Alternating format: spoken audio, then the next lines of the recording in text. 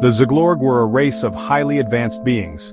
Their home planet, Zglorg Prime, orbited a star much like our own, albeit one with a slightly more alarming tendency to flare up in a rather dramatic fashion. They were known throughout the galaxy for their intelligence, their efficiency, and their remarkably dull dietary habits.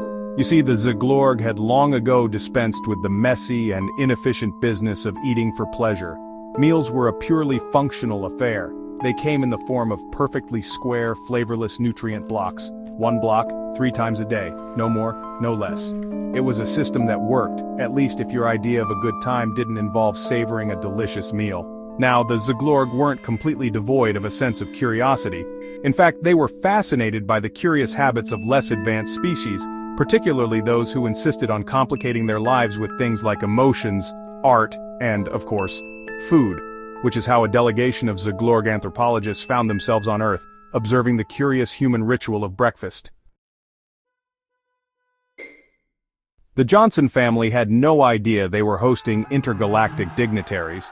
They simply thought it was rather nice that the group of oddly dressed tourists at the Grand Canyon had been so keen to experience a traditional American breakfast. Little did they know that their guests were about to experience a cultural phenomenon unlike anything they had ever encountered. The invitation was simple enough.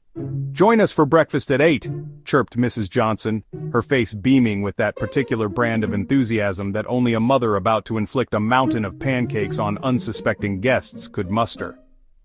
The Zglorg, their translator implants whirring, accepted with polite confusion. The scene that greeted the Zglorg upon entering the Johnsons' kitchen was one of utter chaos, at least from their perspective. A table piled high with an astonishing variety of food.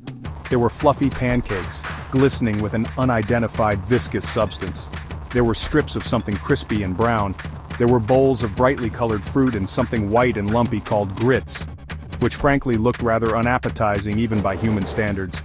The sheer quantity was baffling enough, but the variety, the smells, the colors, it was sensory overload of the highest order.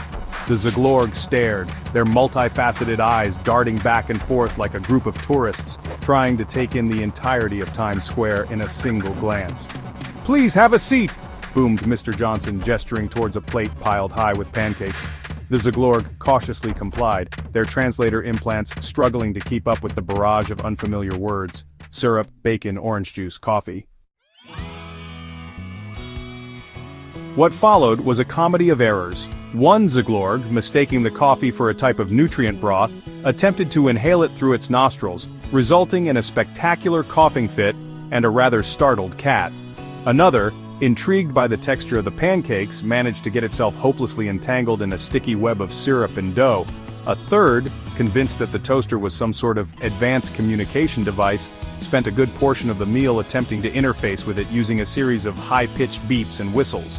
Through it all, the Johnsons remained cheerfully oblivious, their alien guest confusion simply adding to the general merriment of the morning. And slowly, something began to dawn on the Zglorg. This chaotic, messy, utterly illogical ritual wasn't about efficiency or even sustenance. It was about something far more foreign to their ordered minds: enjoyment. The Zglorg left that morning still shaking their heads, or whatever passed for heads on their oddly shaped bodies.